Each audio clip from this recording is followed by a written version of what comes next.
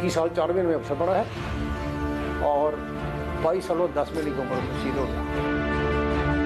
23 पंजाब के अंदर पहला अफसर था शहीद होने वाला जो। इनको कहीं खबर मिली कि भाई बिल्डिंग के अंदर टेररिस्ट घुसे हुए हैं, कि मंजिला इमारत थी, किसी ने घेर ली बिल्डिंग मंदिर और मार दिए टेररिस्ट वहाँ पर।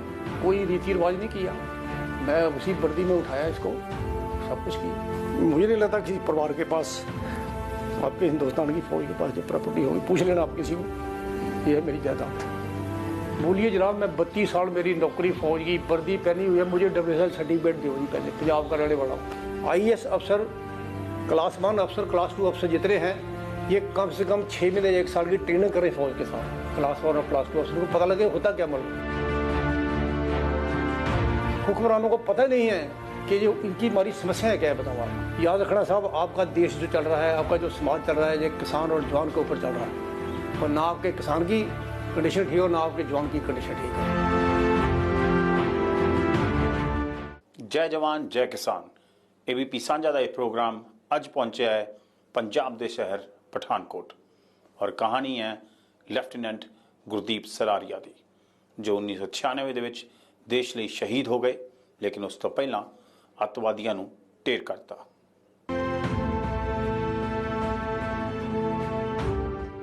ਦਾਦਾ, ਪਿਤਾ ਤੇ ਫਿਰ ਖੁਦ ਫੌਜ ਦੀ ਵਰਦੀ ਪਾਈ ਦੇਸ਼ ਦੀ ਸੇਵਾ ਲਈ ਤੈਨਾਤ ਹੋਏ।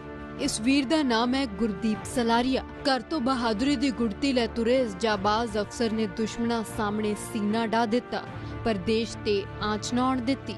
पुलवामा दे पंजगाम च दहशतगर्दां नूं ढेर कर शहीद हो गए। जिस जवान पुत नूं घरों वर्दी च तोरिया सी, वो तिरंगे च लिपट के परते। पर इस पिता दा हौसला देखो, फौज दी वर्दी च अपने शहीद फौजी बेटे नूं विदाई दिती, हिम्मत बिल्कुल डोलन ना दिती। मुझे बताया गया कैसे ऐसे हो गया। एनी हाउ मैं स्कूल लेके पहुंचा इसमें सिविल सेंटर में। कन्फर्म की अफसर से बात की सीधी मैंने, जो कंसर्न अफसर डेविड क्वार्टर में, उसने मुझे पलटली बता दिया कि सर लड़का आपका शहीद हो गया। अभी उधर ही खड़ा था, को मैंने फ़ोन उठाया, मेरे बड़े भाई रिटायर कर्नल थे फौज से, मैंने किसी को नहीं बताया। मैं बोला भी मैं भाई साहब आपको बता रहा हूँ, वो भी शहीद हो गया, आप बताना मत किसी को। इधर ही तो पठानकोट में था उस समय, बेस पंजाब जहाँ थी, तो किसी को नहीं बताया। डेड बॉडी वहाँ पर पोस्टमार्टम वगैरह की फॉर्मेलिटीज़ हैं। टेलीफोन जहाँ लगा था ग्राउंड में, किसी को बोला उठाना नहीं। अंदाज़ा हो गया, मेरे सास ससुर आ गए, मेरे माँ बाप आ गए, दोनों फौजी थे, मेरा ससुर भी लेफ्टिनेंट रिटायर हुए थे डोगरा ग्रुप से। तो आखिर में फिर मैंने इनको बताना ही पड़ा जिस दिन हुआ है, जहाँ पर, और यहाँ पर फिल्मेशन वगैरह किया गांव में हमने मजा करके। और आप यकीन करेंगे कि मैंने कोई रीति रिवाज नहीं किया, मैं उसी वर्दी में उठाया इसको, सब कुछ किया। मेरी फोटो लगी, आप देखा होगा।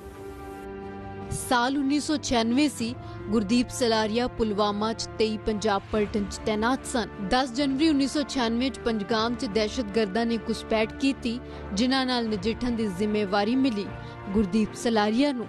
अफसर ने 3 दहशतगर्दां नूं ढेर कीता, फिर शहादत दा जाम पीता, पर जिस बहादुरी नाल ओ लड़े उस नूं चेते कर पिता दा सिर फकर नाल उच्चा हो जांदा है। ये इनफैक्ट उन दिनों एक बार ब्रिगेड के अंदर घातक प्लटून होती है, एक पलटन की प्लटून होती है घातक, उधर उन्होंने ब्रिगेड की एक घातक प्लटून बना रखी थी। ठीक है, तीनों पलटनों से जवान लेकर के प्लटून बना करके बेस्ट जवानों की, और ये बेस्ट अफसर ब्रिगेड में से लेकर के इन्होंने घातक प्लटून बनाई थी। ब्रिगेड हेड रोड के साथ था ये। इनको कहीं खबर मिली कि वे बिल्डिंग के अंदर टेररिस्ट घुसे हुए हैं, कि मंजिला इमारत थी, इसने घेर ली बिल्डिंग बंदे ने, ठीक है, और मार दिए टेररिस्ट वहाँ पर। और मुझे इसकी जो बहादुरी थी ना, मुझे एज एन ऑफिसर डर लगता था, क्योंकि इसमें डर में जो इसके चमड़ी में डर था ही नहीं बंदे में, यकीन नहीं माने। कुछ लोगों ने मुझे बोला भी है कि वहाँ पर JCO ने बोला कि साहब आप बहुत ज़्यादा इधर उधर घूम रहे हैं, आप ज़्यादा रिस्क ना लीजिए। तो उसको JCO को इसने बोला कि साहब अगर आपको डर लगा था आप इसमें लेट जाइए ज़मीन पर, ये नहीं ऐसे काम चलेगा। सारी रात चलता रहा वहाँ पर। सुबह जब रोशनी हुई तो हमने देखा कि जवान तो मेरे, आपको साइटेशन की कॉपी दूंगा मैं, कि ये जवानों के ऊपर दिन को निशाना लगा के फायर करेंगे और जवान मेरे मारे जाएंगे। घुस गया उसके अंदर बिल्डिंग में। बिल्डिंग में, हाँ। सुबह 6 बजे के करीब अंदर घुस गए। यहाँ पर गोली घुसी हुई है अंदर। ये बुलेट मेरे पास है, ये बुलेट जो इसमें पड़ा हुआ है, ये जब ये इसकी बॉडी यहाँ आई है मुझे यकीन था कि इसके अंदर से बुलेट नहीं निकाल पाया, अंदर जब गया हुआ था एग्जैक्टली साइड से। अभी आप देखा ना, ये जो आपकी बुलेट प्रूफ जैकेट है ये ऐसे डाली हुई थी, इसमें जब भी आप ऐसे बाजू को लाते हो यहाँ गैप जगह आती है। और इस बंदे ने, मेरा फौजी तजर्बा बता रहा है कि इसने बड़े एम से फायर किया, कहीं उसको कहीं 2-4 सेकंड के लिए कहीं ये रुका है, उसी दौरान उसका इसके अंदर ये गोली अंदर चल गई, कुछ बाहर भी। ਮਾਣ ਬਹੁਤ ਹੈ ਕਿ ਪੁੱਤ ਜਿਸ ਰਾਹ ਤੇ ਤੁਰਿਆ ਸੀ ਉਸ ਤੇ ਦੇਸ਼ ਨਾਲ ਕੀਤਾ ਹਰ ਕੌਲ ਨਿਭਾਇਆ, ਪਰ ਇਹਨਾਂ ਬਜ਼ੁਰਗ ਅੱਖਾਂ ਨੇ ਆਪਣੇ ਜਵਾਨ ਪੁੱਤ ਲਈ ਜੋ ਸੁਪਨੇ ਦੇਖੇ ਸਨ ਉਹ ਪੂਰੇ ਨਾ ਹੋਏ। ਅਧੂਰੀਆਂ ਕਹਾਣੀਆਂ ਅੱਜ ਵੀ ਅੱਖਾਂ 'ਚ ਚੁਭਦੀਆਂ ਨੇ।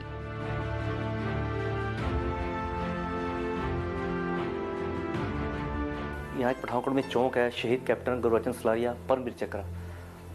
तो मेरे को कहने लगा कि विक्की यार देख कितनी शान से लिखा है, शहीद कैप्टन गुरबचन सलारिया परमवीर चक्र। बंदा यार मौत मरे तो ऐसी मौत मरे। मैं तो ऐसी बात मत किया कर यार। कहता यार फौजी हूँ, कुछ भी हो सकता है। और अपनी वही चाहत, वही इच्छा वो अपनी पूरी कर गया। जम्मू कश्मीर के पुलवामा सेक्टर में पंजगाम जहाँ पे अपना वीरता के जोहर दिखा था वो अपना बलिदान दे गया। और जिन 3 आतंकियों को उन्होंने मौत के घाट उतारा, उन पे जम्मू कश्मीर सरकार ने 50 लाख रुपए का इनाम रखा हुआ था। माता पिता के इकलौते बेटे थे। कुछ महीने पहले उनके लिए लड़की भी देखी थी माता पिता ने। घर पे शगुनों के गीत गाए जा रहे थे, लेकिन गुरदीप जो था वीर गति को दुल्हन के रूप में गले लगा के तिरंगे में लिपटा हो वो अपने परिवार के पास पहुंचा। पिता कर्नल सागर सिंह सलारिया उस वक्त यूनिफॉर्म में थे। एक ऐसी यादगार तस्वीर वो बन गई कि उस पिता ने वर्दी में ही अपने बेटे की अर्थी को कंधा दिया, अपने बेटे को सल्यूट किया, आंखों में आंसू नहीं आने दिए। इससे बढ़कर जो है कर्तव्य परायणता की मिसाल देखने को नहीं मिलती। ਕਰਨਲ ਸਾਗਰ ਸਲਾਰੀਆ ਦੀਆਂ 3 ਪੀੜ੍ਹੀਆਂ ਨੇ ਦੇਸ਼ ਦੀ ਸੇਵਾ ਕੀਤੀ, ਆਪਣੇ ਬੇਟੇ ਨੂੰ ਦੇਸ਼ ਤੋਂ ਕੁਰਬਾਨ ਕੀਤਾ। 22 ਸਾਲ ਦੀ ਉਮਰ ਸੀ ਗੁਰਦੀਪ ਸਲਾਰੀਆ ਦੀ ਜਦੋਂ 1 ਸਾਲ ਦੀ ਨੌਕਰੀ ਦੇ ਬਾਅਦ ਹੀ ਦੇਸ਼ ਦੇ ਲੇਖੇ ਜਾਨ ਲਾਉਣ ਦਾ ਮੌਕਾ ਮਿਲਿਆ ਅਤੇ ਸ਼ਹੀਦ ਗੁਰਦੀਪ ਸਲਾਰੀਆ ਨੇ ਆਪਣਾ ਇਹ ਫਰਜ਼ ਪੂਰਾ ਕਰਨ 'ਚ ਬਿਲਕੁਲ ਗੁਰੇਜ਼ ਨਾ ਕੀਤਾ, ਫਿਰ ਚਾਹੇ ਇਸ ਦੀ ਕੀਮਤ ਜ਼ਿੰਦਗੀ ਸੀ।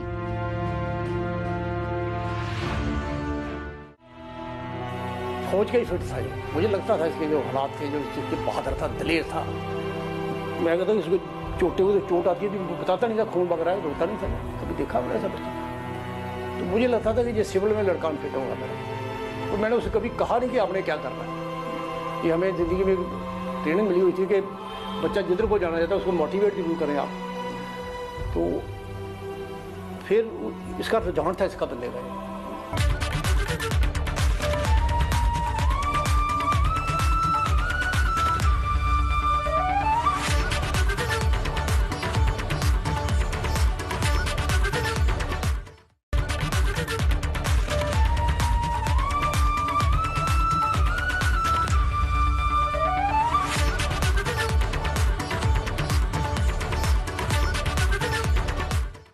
फौज जिवें कि ਲੈਫਟੀਨੈਂਟ ਗੁਰਦੀਪ ਸਲਾਰੀਆ ਨੂੰ ਵਿਰਾਸਤ 'ਚ ਮਿਲੀ ਸੀ।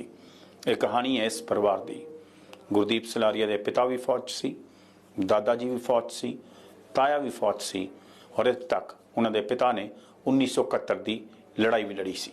ਇਹ ਸਭ ਨੂੰ ਦੇਖਦੇ ਹੋਏ ਸ਼ੁਰੂ ਤੋਂ ਹੀ ਫੌਜ 'ਚ ਜਾਣ ਦੀ ਰੁਚੀ ਸੀ ਔਰ ਆਖਰ ਭਰਤੀ ਹੋਏ ਦੇਸ਼ ਦੀ ਸੇਵਾ ਲਈ।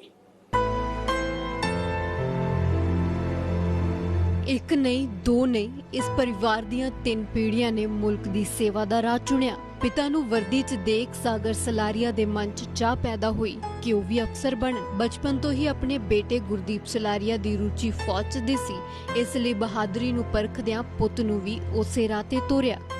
ये लड़का मेरे निगाह में फौज का ही फिट था ये। मुझे लगता था इसके जो हालात थे, जो इसके बहादुर था, दलेर था। मैं कहता हूँ इसको चोटे हुए चोट आती थी, बताता नहीं था, खून बग रहा है, रोता नहीं था, ये कभी देखा मैंने ऐसा बच्चा। तो मुझे लगता था कि ये सिविल में लड़का फिट होगा मेरा। तो मैंने उसे कभी कहा नहीं कि आपने क्या करना है। कि हमें ज़िंदगी में ट्रेनिंग मिली हुई थी कि बच्चा जिधर को जाना चाहता है उसको मोटिवेट जरूर करें आप। तो फिर इसका रुझान था इसका बंदे का।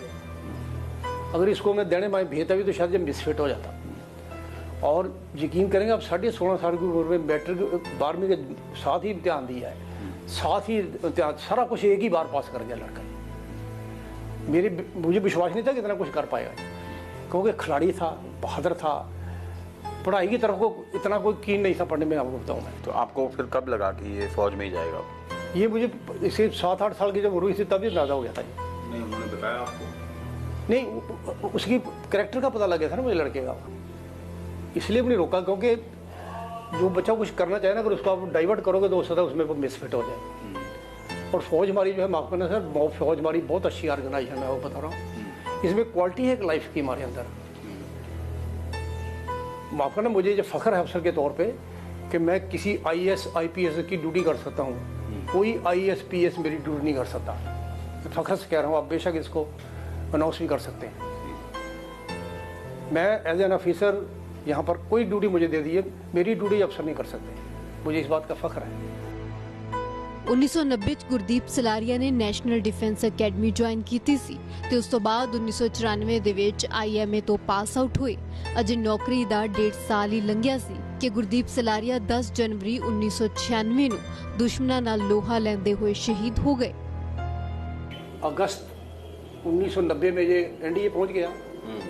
IMA से पास आउट हुआ लड़का ये 11 जून 1994 को, और मेरी ही पलटन में आ गया। उसे कहते हैं ना, हम कहते हैं पेरेंट क्लेम। 23 पंजाब में पेरेंट, हमारे एक भाषा के पेरेंट क्लेम ले आई उसने। मतलब जिस पलटन में मेरा बाप है मैंने वहीं जाना है, पेरेंट क्लेम मिल गया इसको। और ट्रेनिंग भी बहुत अच्छा था ये, मैंने जैसे विरासत में कोई चीज़ मिल जानी। तो आपके लिए वो कितनी बड़ी बात थी? मेरे लिए बहुत ही एक अच्छा दिन था। मुझे ऐसा लगा कि मैं 4-5 महीने में रिटायर होने वाला हूँ, मेरी जगह मेरा लीवर आ गया पलटन से, मेरा सामान जुड़ गया। यही मेरे पिछली दिन कभी आऊँगा, लोगों को मिलूँगा। उधर तो मैं छोड़ कर दिया। 21 साल 4 महीने में अफसर बना है, और 22 साल और 10 महीने की उम्र में शहीद हो गया। फख्र की बात है, मैं बता रहा हूँ। 23 पंजाब के अंदर पहला अफसर था शहीद होने वाला जी। 1966 में पलटन रिलीज हुई है, और मैं पलटन के बनाने वाले अफसर में हूँ। 1960 में पलटन बनी है, 1969 में पहुँचा हूँ मैं। पलटन की फाउंडेशन बनाने वाले अफसर में यहाँ हैं, और फख्र है मुझे कि मेरा बेटा पहला शहीद है पलटन के अंदर। ਰਿਟਾਇਰਡ ਕਰਨਲ ਸਾਗਰ ਸਲਾਰੀਆ ਦੇ ਪਿਤਾ ਅੰਗਰੇਜ਼ਾਂ ਦੇ ਵਕਤ ਫੌਜ 'ਚ ਭਰਤੀ ਹੋਏ ਸਨ, ਪਰ ਆਜ਼ਾਦ ਭਾਰਤ 'ਚ ਉਹ ਆਪਣੇ ਬੇਟਿਆਂ ਨੂੰ ਫੌਜ ਦਾ ਅਫਸਰ ਦੇਖਣਾ ਚਾਹੁੰਦੇ ਸਨ। ਬਸ ਪਿਤਾ ਦੀ ਇਹੀ ਇੱਛਾ ਪੂਰੀ ਕਰਨ ਦੇ ਲਈ ਪੂਰਾ ਜ਼ੋਰ ਲਾਇਆ। मैं फौज में 17 दिसंबर 1964 को भर्ती हुआ था फौज में, एज ए एजुकेशन हवलदार इंस्ट्रक्टर। मेरा जो लालन पालन है वो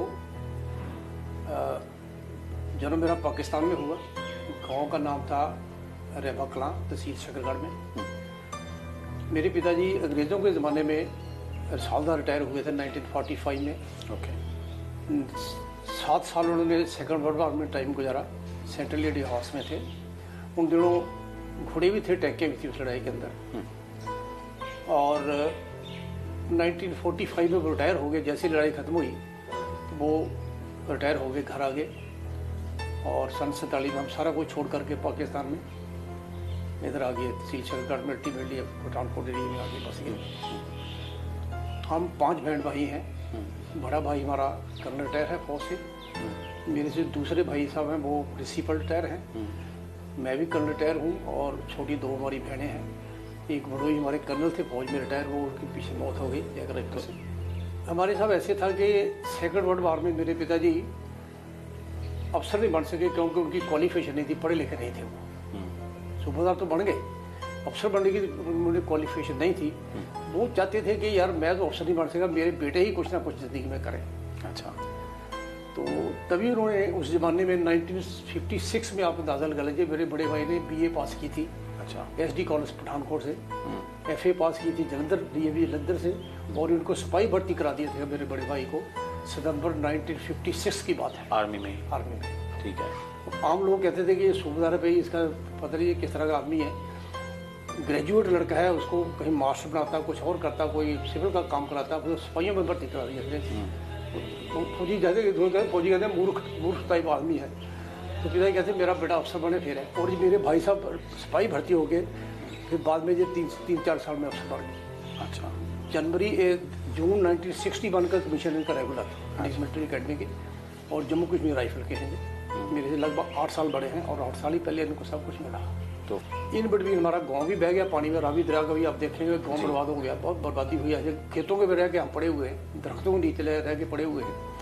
फिर उन्होंने बोला जिस दिन जाना फौज में जाइए। जो बीच वाले थे वो एजुकेशन में निकलेगा लड़का, मेरा भाई बड़े वाला, मैंने भी फौज में जाना। फिर कहते यार 2 तो फौज में पहुँचो कम से कम, तो उसको भी भेजा। तो कहते थे अंदर दिल से नहीं चाहते थे तीनों जाए, मैं आपको बता रहा हूँ, चाहते थे एक आधा तो रह जाए यहाँ। मैं भी भर्ती हो गया फौज में, बड़े भाई की तरफ देख करके एजुकेशन डायरेक्ट भर्ती हुआ। इनफैक्ट हम इन्फेंट्री में इसलिए नहीं भर्ती हो सके दोनों भाई एज ए सिपाही कि हमारी उम्र 21 साल हो चुकी थी पढ़ते पढ़ते। अच्छा। और 21 साल से ज़्यादा उम्र वाले को इन्फेंट्री में वो नहीं लेते। मुझे एजुकेशन कोर में जाना पड़ा, ये आर्मड कोर में गए, उधर से हम अफसर बन गए, दोनों इन्फेंट्री में आगे। बाद में हमें ऑप्शन थी कि हम कहीं भी चले जाएँ, उम्र ज़्यादा थी, एसी में जा सकते थे, ऑर्डिनेंस में जा सकते थे, कहीं भी जा सकते थे। मेरे इंस्ट्रक्टर ने बोला था कि नहीं भी हमने इन्फेंट्री में जाना, हम फौज के लिए बॉर्डर में लड़ेंगे। तो 23 पंजाब में मैं लेफ्टिनेंट बन के आ गया। पहली मेरी नौकरी कोई 3.5 साल में मैं सिलेक्ट हो, इसी रेंज में मेरे भाई साहब हो गए सिलेक्ट। उम्र ਦੀ जिस दहलीज ਤੇ इंसान चैन ਤੇ ਸਕੂਨ ਦੀ ਜ਼ਿੰਦਗੀ ਜਿਉਣਾ ਚਾਹੁੰਦਾ ਹੈ, ਉਸ ਮੋੜ ਤੇ ਸਾਗਰ ਸਲਾਰੀਆ ਨੂੰ ਜਿੰਨਾ ਮੁਸ਼ਕਲਾਂ ਦਾ ਸਾਹਮਣਾ ਕਰਨਾ ਪਿਆ, ਉਸ ਲਈ ਮਜ਼ਬੂਤ ਹੌਸਲਾ ਚਾਹੀਦਾ ਹੈ। जब मैं रिटायर होने वाला था जनाब, तो मेरी वाइफ को कैंसर हो गया था। 1994 अप्रैल महीने की बात है ये। तो मुझे क्या पता था कि मैं रिटायर हो गया तो इसका इलाज नहीं होगा। तो मैं इनको लेके पुणे तक पहुंचा। पुणे पर बताया कि 31 अक्टूबर आप रिटायर हो रहे हैं, तो आपकी ये वाइफ का उसके बाद हम इलाज नहीं कर पाएंगे। मेरे पास इतने पैसे नहीं थे कि जेब से मैं इसका इलाज करा सकता। मैंने वैसे मेरा दोबारा नौकरी करने का इरादा नहीं था, सच बता रहा हूँ। तो मैंने सोचा पहले तो कि यार मेरा बेटा लेफ्टिनेंट बन गया, इसके माँ का नाम लिखा के हो सकता है ये ट्रीटमेंट हो जाएगा, मैं छोड़ता हूँ, क्या करना है। बच्चा लेफ्टिनेंट बन गया है, बेटी डॉक्टर बन गई है, बड़ी ज़िंदगी इधर उधर घूमे, चलो थोड़ा माँ बाप की सेवा करते हैं, मौका नहीं मिलता ज़िंदगी में कई बार। तो फिर एक दिन मेरे दिमाग में आया कि यार तुम अपनी जिम्मेदारी टाल रहे हो। जिम्मेदारी तुम्हारी शायद ये होना था ना, ये तुम जिम्मेदारी डाल रहे हो, वाइफ की जिम्मेदारी तुम्हारी है, बेटे की जिम्मेदारी नहीं है तुम्हारी जिंदगी। मैंने दोबारा भर्ती पहल में 20 पंजाब में था उस समय में। एक परिवार ने देश ਲਈ 4 फौजी अफसर ਦਿੱਤੇ। जवान बेटे ਨੂੰ देश ਦੇ ਲੇਖੇ ਲਾਇਆ, ਪਰ देश ਲਈ ਕੁਰਬਾਨੀਆਂ ਦੇਣ ਵਾਲੇ ਇਸ ਪਰਿਵਾਰ ਦੇ ਕਈ ਸਵਾਲ ਨੇ ਸਰਕਾਰਾਂ ਤੋਂ, ਜਿਨ੍ਹਾਂ ਦੇ ਦਾਅਵੇ ਲੱਖ ਨੇ ਪਰ ਹਕੀਕਤ ਕੁਝ ਹੋ ਰਹੀ ਹੈ।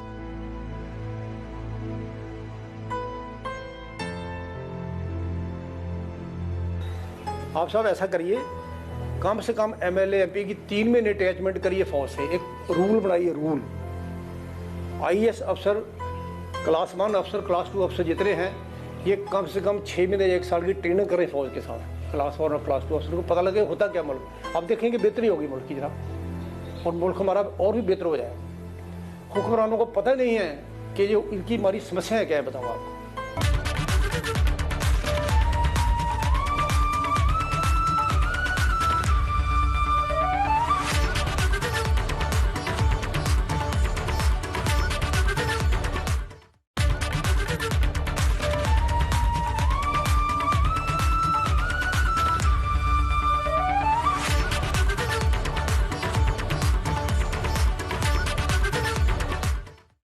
ਪਠਾਨਕੋਟ 'ਚ ਵਸਦੇ ਲੈਫਟੀਨੈਂਟ ਗੁਰਦੀਪ ਸਲਾਰੀਆ ਦੇ ਪਰਿਵਾਰ ਨੂੰ ਸਰਕਾਰ ਨਾਲ ਕੋਈ ਗਿਲਾ ਤੇ ਨਹੀਂ, ਲੇਕਿਨ ਸਿਸਟਮ ਤੋਂ ਨਿਰਾਸ਼ਾ ਜ਼ਰੂਰ ਹੈ।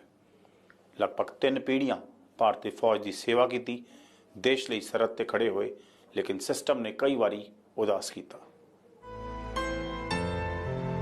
ਇਨ੍ਹਾਂ ਬਜ਼ੁਰਗ ਅੱਖਾਂ ਦੀ ਰੋਸ਼ਨੀ ਹੁਣ ਮੱਧਮ ਪੈ ਗਈ ਹੈ, ਪਰ ਜਦੋਂ ਵੀ ਸ਼ਹੀਦ ਪੁੱਤ ਦੀ ਯਾਦ ਆਉਂਦੀ ਹੈ, ਹੰਝੂ ਪਲਕਾਂ ਦਾ ਦਾਇਰਾ ਤੋੜ ਦਿੰਦੇ ਨੇ। ਦੇਸ਼ ਭਗਤੀ ਦਾ ਜਜ਼ਬਾ ਇਸ ਉਮਰ 'ਚ ਵੀ ਠਾਠਾ ਮਾਰਦਾ ਹੈ, ਪਰ ਤਕਲੀਫ ਉਦੋਂ ਵੱਧ ਜਾਂਦੀ ਹੈ ਜਦੋਂ ਸਰਕਾਰਾਂ ਤੇ ਸਿਸਟਮ ਦੀ ਬੇਰੁਖੀ ਚੇਤੇ ਆਉਂਦੀ है। शहीद हुआ लड़का, कोई एक्सपीरियंस था नहीं था फौज में, अपने जवान कुछ हुए थे जरूर, ये ग्राउंड रियलिटी का पता नहीं था कि क्या होता। हम फौज की फॉर्मेलिटी पूरी कर देते थे। तो जब यहाँ जाती तौर पे हुआ तो लगे इधर उधर धक्के लगे जब दफ्तर में जाते हैं। पहले तो मुझे एक तो ये हमें शोर चक्कर मिल गया, बाद में जब इससे बड़ा एक्सपीरियंस हुआ वो पैसे वगैरह मिलने से पंजाब गवर्नमेंट से 25,000 रुपये मिलता था उस समय, तो बड़ा पैसे ज़्यादा मिलता है। तो कहने कि आप डोमिसाइल सर्टिफिकेट लाइए, पटवारी से मिलता है देने बाएँ। बोलिए जनाब मैं 32 साल मेरी नौकरी फौज की वर्दी पहनी हुई है, मुझे डोमिसाइल सर्टिफिकेट दो जी पहले, पंजाब का रहने वाला हूँ। यार इस तरह का हमारा मुल्क है, किस तरह की सरकार है, मैं कोई मदद तो करे, नहीं साहब कोई मदद नहीं हुई। और 1969 में आप यकीन करेंगे ना तो कोई टेलीविज़न था, अखबारें थी हमारे यहाँ, कोई पूछने वाला था नहीं। फिर जहाँ भी जाते थे कोई हमें तसल्ली बख्श जवाब नहीं देता। फिर हमने जो शहीद सैनिक परिवार सुरक्षा परिषद का गठन किया था ताकि इकट्ठे हो जाए और अपनी आवाज़ बुलंद करें, कोई सुने, कोई हमारी बात सुने। और ये सोचा कि चलो हमारा तो जोड़ा हो गया, हमारी तरह और बहुत लोग हैं जो अफेक्टेड हैं, जो अनपढ़ औरतें हैं जिनके आदमी खत्म हो गया, उनका क्या बनता होगा जब मेरा ये बुरा हाल है, दुर्दशा बना। और साहब मैं आपको बता दूंगा, आज भी बता रहा हूँ, जब तक आप शहीद परिवारों के लिए या कोई अपनी पॉलिसी वगैरह या कुछ मानसिकता बदली नहीं करेंगी हमारी सरकारें, ये काम बढ़ने वाला नहीं है। MLA MP हमारे समय हुक्मरान है हिंदुस्तान के, उनके हुक्म से सब कुछ चलता है। और आप अंदाजा लेते MLA MP हैं हमारे कैसे, कोई क्वालिफिकेशन नहीं है जनाब, कोई मेडिकल नहीं है जनाब, वो डाकू चोर चक्का खूनी हो सकता है, जेल में बंद है, जेल में बंद बैठे बैठे मिनिस्टर बन जाता है। क्या आशा करेंगे ऐसी गवर्नमेंट से? पूरा मत मानना मेरी बात है, क्या आशा करेंगे ऐसे हुक्मरान? तो वही है ना हमारे MLA MP, जो एक क्रिमिनल MP है, मिनिस्टर है, वो क्या हमें इंसाफ देगा? मैं मुझे पूछना चाहता हूँ, उसको क्या करेगा हमारे लिए? कुछ संशोधन की जरूरत है जनाब, कोई क्वालिफिकेशन लेट करिए जनाब। उस पर मर्डर का केस है और मिनिस्टर है भाई, वो कह दीजिए जब उसका कोर्ट फैसला करेगा देख ले। कोर्ट तो खूनी को 30 साल में भी फांसी नहीं देता हिंदुस्तान में। जो इस तरह की सरकारें सब हमारा क्या बड़ा सोचेंगे बताइए? उनका कोई बच्चा अपना फौज में नहीं है, पीढ़ियों से कोई फौज में, मेरी पीढ़ी चार पीढ़ियों से सब फौज में, मुझे कौन बताएगा फौज के बारे में? को क्या बता सकते हैं आपकी क्या तकलीफ है फौज को, क्या जवानों को तकलीफ है? मैं खुद जवान से अफसर बना हूँ, सूबेदार का बेटा हूँ, मुझे क्या सिखाना है इन्होंने? आप सब ऐसा करिए, कम से कम MLA MP की 3 महीने अटैचमेंट करिए फौज से, एक रूल बनाइए, रूल। IAS अफसर, क्लास 1 अफसर, क्लास 2 अफसर जितने हैं, ये कम से कम 6 महीने 1 साल की ट्रेनिंग करें फौज के साथ, क्लास 1 और क्लास 2 अफसर को पता लगे होता क्या मुल्क। अब देखेंगे बेहतरी होगी मुल्क की जनाब, और मुल्क हमारा और भी बेहतर हो जाएगा। हुक्मरानों को पता नहीं है कि जो इनकी हमारी समस्याएं क्या है, बताओ आपको। इसलिए आपको मेरा किसी का आपको गिला गुस्सा नहीं, मेरी 80 सालों पर हो गया है। 50% में अपनी सर्विस का डिसेबल सोल्जर हूँ, सर्विस के जमाने का, और बड़ी कहानियाँ लंबी हो जाएगी नहीं तो। नागालैंड में लड़े हैं, बहुत कुछ हुआ ज़िंदगी के अंदर। याद रखना साहब, आपका देश जो चल रहा है, आपका जो समाज चल रहा है, ये किसान और जवान के ऊपर चल रहा है, और ना आपके किसान की कंडीशन ठीक हो, ना आपके जवान की कंडीशन ठीक है। ਫੌਜੀ ਜਦੋਂ ਸਰਹੱਦ ਤੇ ਹੁੰਦੇ ਨੇ, ਉਹਨਾਂ ਲਈ ਸਭ ਤੋਂ ਅਹਿਮ ਮੁਲਕ ਦੀ ਸੁਰੱਖਿਆ ਹੁੰਦੀ ਹੈ। ਉਸ ਲਈ ਉਹ ਆਪਣਾ ਪਰਿਵਾਰ, ਘਰ-ਬਾਰ ਸਭ ਭੁਲਾ ਦਿੰਦੇ ਨੇ। ਪਰ ਵਰਦੀ ਵਾਲੇ ਹੀਰੋਜ਼ ਨਾਲ ਹੋਇਆ ਵਤੀਰਾ ਇਹਨਾਂ ਨੂੰ ਅਕਸਰ ਪਰੇਸ਼ਾਨ ਕਰਦਾ ਹੈ। जब तक आप देश के अंदर आरक्षण और करप्शन खत्म नहीं करेंगे, तरक्की नहीं होगी मुल्क की, ना शांति होगी। ये आरक्षण के मुद्दे और करप्शन के मुद्दे राजनीतियों को पैदा किए हुए, मैं आपको दावे से कह रहा हूँ, इनके अपना मतलब था कि वोट बैंक बना रहा है। नारा आया था ना, जय जवान जय किसान, तो सन 65 की लड़ाई लगी हुई थी, आपको याद होगा। और हमारे माननीय लाल बहादुर शास्त्री ने नारा दिया था, जोश दिया था जवानों को। बात वहीं आ जाती है कि किसी न किसी तरीके से जब जरूरत पड़ती है मरने की या शहीद होने की, तो इनको फसाओ आगे। और आज अपना हाल आप देख रहे हैं। मैं आपको पंजाब की हालत बताता हूँ जनाब। प्रताप सिंह कह रहे हो के ज़माने में जवान जब जाता था, उसका काम प्रायोरिटी पे होता था। आज हम दफ्तरों में जाते हैं, अपना रैंक बताने से शर्म करते हैं, क्योंकि उनको पता लग गया मैं कर्नल हूँ तो मेरा वो काम नहीं करेगा, तो उसको पता कि इसने पैसे नहीं देने, करप्शन के बिना वो काम नहीं करना चाहता। कोई रैंक क्यों नहीं है सिविल के अंदर? ये हालत जब हो जाएगी, अफसर देखे मैंने अपना रैंक छुपाते हुए जनाब, आप कह रहे हैं कि मोराल ऊंचा रहेगा फौज का, आप लड़ाइयाँ जीत जाएंगे। बड़े बड़े जहाज दे दो आप मुझे, तोपखाना दे दो जनाब, बड़ी बड़ी पनडुब्बियाँ दे दो, उसमें जो काम कर रहा है उसका मोराल कितना हाई है, तो उसके पीछे जो बैठा वो कितना मोराल उसका हाई है। देखिए, हम 6 चीज़ें मैं आपको बताना चाहता हूँ साहब। जब फौज में कोई जवान आता है तो उसको हम 3 क्वालिटी पैदा करते हैं, पैदा होती है पहले से, अफसर में पहले से होती हैं। वो ईमानदार कितना है, उसमें वफादारी कितनी है, और उसमें जिम्मेदारी का मादा कितना है। ईमानदारी, वफादारी, जिम्मेदारी कि आज ये सिविल में है किसी बंदे के अंदर, ये उसको हम सिखाते हैं। और जब देश की बात आती है ना, तो नाम, नमक और निशान, नाम के लिए लड़ते हैं हम। हमारा नाम ऊंचा हो, परिवार का नाम ऊंचा हो, मेरे गांव का नाम ऊंचा, मेरे देश का नाम ऊंचा, मेरे मुल्क का नाम ऊंचा, मेरे लोगों का नाम ऊंचा, इसलिए हम नमक खाते हैं। आप लोगों का नमक खाते हैं हम, आप लोगों के नौकर समझते हैं अपने आप का। कोई फौजी अफसर कभी अपने आप को हुक्मरान नहीं मानता, याद रखना। हमें एक गरीब से गरीब आदमी मिल जाए बॉर्डर पर, उसकी अपनी जान दे देते है। कोई देने वाला इधर, उसको बचाने के लिए हम अपनी जान दे सकते हैं बॉर्डर पर। और निशान देश, ये हमारे फौजियों का है साहब। इस माहौल में क्या जो फिट आएगी बात? है कहीं ईमानदारी, है कहीं वफादारी, है कहीं जिम्मेदारी? पंजाब के अंदर कोई काम नहीं हो रहा, सरकारें ठप पड़ी हुई हैं, आप देख रहे हैं। और है किसी को झंडे का फिक्र, कोई अपने झंडे लेके घूम रहा है, कोई किसी का, कोई हरियाणवी है, कोई पंजाबी है, कोई यूपी वाला है, कोई तमिलनाडु है, हिंदुस्तानी कोई नजर नहीं आता। कहीं भी चले जाओ, राष्ट्रवाद की बात करो तो लोग कहते हैं मजाक करते हैं, पागल हला राष्ट्रवाद की बात करता है। राष्ट्र नाम की चीज है कोई? बताइए। जो कहते हैं राष्ट्रवाद, उसको मैं बेवकूफ़ है, पता नहीं वोटों में वजह कर रहा है। बड़े यकीन नहीं साहब एक दूसरे का। तो कब तक इस देश को किसान बचाएंगे, कब तक जवान बचाएंगे, ये बताइए। बाकी किसी की कोई जिम्मेदारी नहीं बनती क्या? तो दोनों की हालत रास्ता बता रहा हूँ। किसान के बेटे भी हैं, जवान भी हैं, और रिटायर होकर 28 साल का तजर्बा है। सिविल में कोई भी हुक्मरान, MP, MLA, DC जो भी मेरे से बात करना चाहे, सब मैं अवेलेबल हूँ बात करने के लिए। ਆਪਣਾ ਅਤੀਤ ਮੁਲਕ ਲਈ ਖਰਚਣ ਵਾਲੇ, ਭਵਿੱਖ ਦੇਸ਼ ਤੋਂ ਵਾਰਨ ਵਾਲੇ ਲੋਕ ਜਦੋਂ ਸਰਕਾਰਾਂ ਤੇ ਇਸ ਤਰ੍ਹਾਂ ਦੇ ਸਵਾਲ ਚੁੱਕਣਗੇ ਤਾਂ ਸਮਝਣਾ ਮੁਸ਼ਕਿਲ ਨਹੀਂ ਕਿ ਜ਼ਮੀਨੀ ਹਾਲਾਤ ਕਿਹੋ ਜਿਹੇ ਹੋਣਗੇ। ਇਹਨਾਂ ਸਵਾਲਾਂ ਦੇ ਜਵਾਬ ਸਰਕਾਰਾਂ ਨੂੰ ਵੀ ਜ਼ਰੂਰ ਦੇਣੇ ਬਣਦੇ ਨੇ, ਜੋ ਸ਼ਹੀਦਾਂ ਦੀਆਂ ਬਲਦੀਆਂ ਚਿਖਾਵਾਂ ਤੇ ਆਪਣੀਆਂ ਸਿਆਸੀ ਰੋਟੀਆਂ ਸੇਕਣ ਤੋਂ ਗੁਰੇਜ਼ ਨਹੀਂ ਕਰਦੇ, ਪਰ ਉਹਨਾਂ ਦੀ ਪੀੜ ਘਟਾਉਣ ਦੇ ਲਈ ਹਾਂ ਦਾ ਨਾਰਾ ਵੀ ਨਹੀਂ ਮਾਰਿਆ ਜਾਂਦਾ।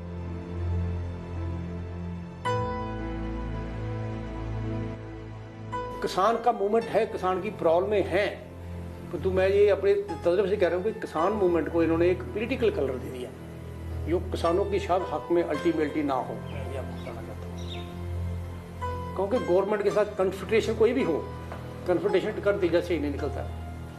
किसानों का मुद्दा है, हो सकते हैं, तो जो मुझे एक तजर्बे से पता लग रहा है, अंदाजा हो रहा है, ये पॉलिटिकल मुद्दा बन गया है, किसान मुद्दा रहा ही नहीं है।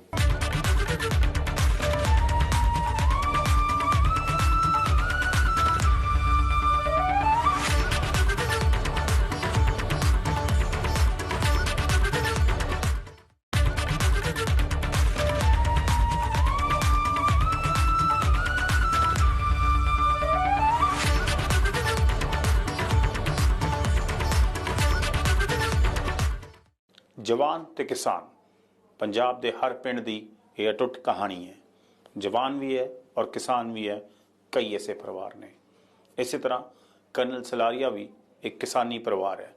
ਲਗਭਗ 14 ਕਿੱਲੇ ਪੈਲੀ ਹੈ ਜੋ ਠੇਕੇ ਤੇ ਦਿੱਤੀ ਹੈ, ਲੇਕਿਨ ਅੱਜ ਵੀ ਕਹਿੰਦੇ ਨੇ ਕਿ ਇਸ ਦੇਸ਼ ਦੇ ਵਿੱਚ ਕਿਸਾਨ ਤੇ ਜਵਾਨ ਦੋਨਾਂ ਦੀ ਹਾਲਾਤ ਸੁਧਰਨੇ ਚਾਹੀਦੇ ਨੇ।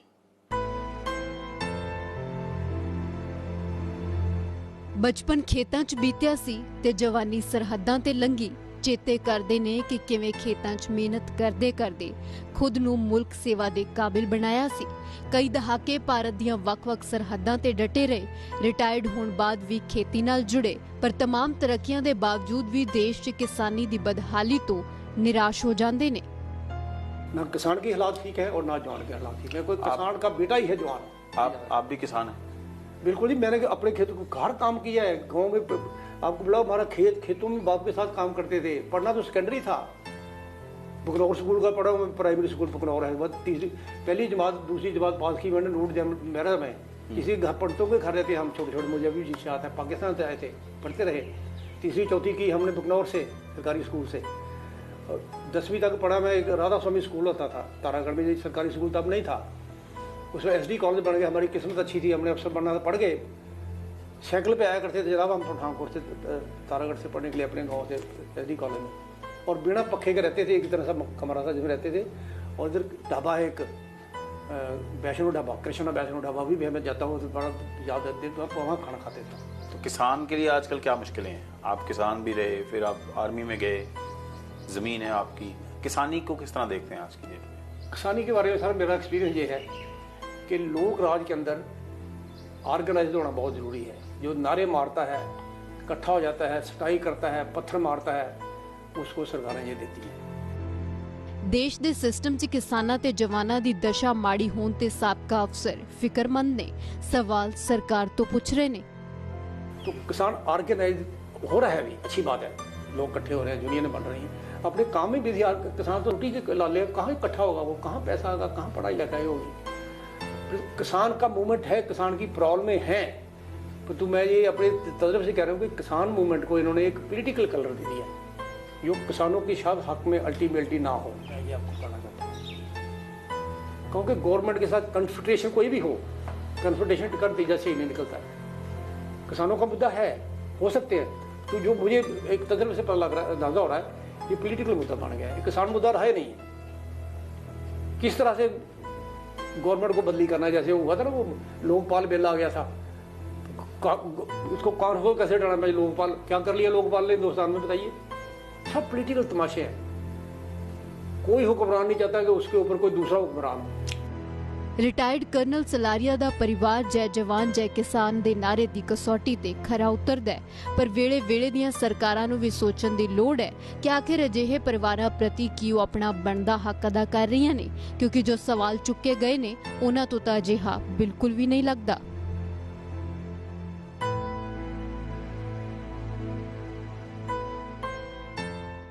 ਸੋ ਇਹ ਸੀ ਕਹਾਣੀ ਲੈਫਟੀਨੈਂਟ ਗੁਰਦੀਪ ਸਲਾਰੀਆ ਦੀ ਤੇ ਉਹਨਾਂ ਦੇ ਪਰਿਵਾਰ ਦੀ।